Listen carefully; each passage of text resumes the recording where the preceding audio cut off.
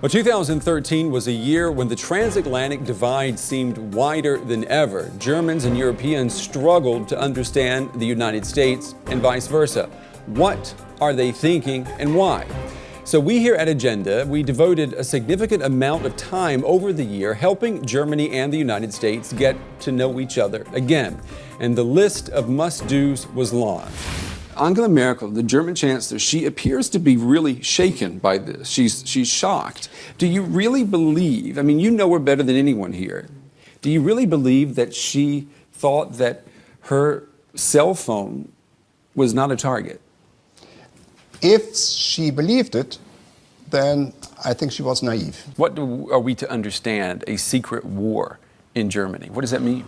Well, the surprising thing about the research is that we found that the drone strikes that the United States is carrying out in Somalia, and there have been a series of drone strikes in the last few years, have a great deal to do with Germany and far more than we ever imagined. I think as friends we have to say there is a red line and you have crossed this red line. Let me ask you again, why not interrogate him, why not question him in Moscow? Because we are the Parliament of Germany and not a tourist office. I think sort of the value he can bring in by telling the truth and all his knowledge is of great value. Yeah, so you want him to come?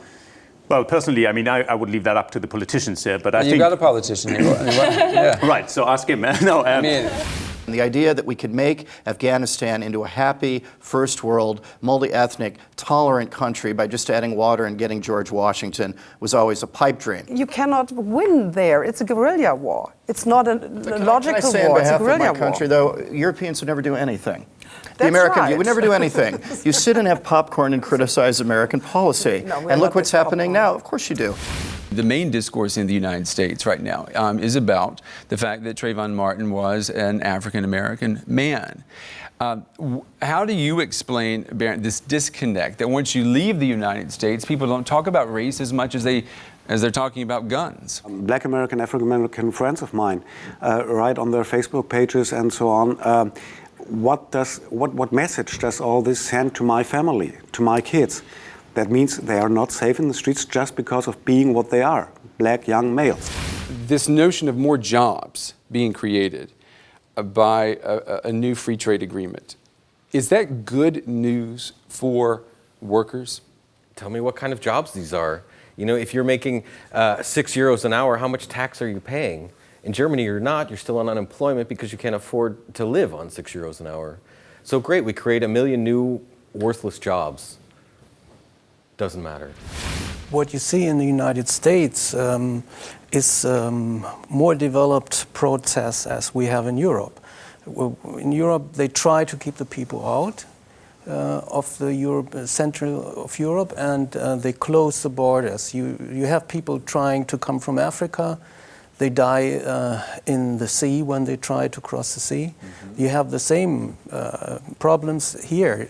It's not that developed as it is in America. What would a JFK do in this situation with Europe looking at the United States now as an ally that can't be trusted?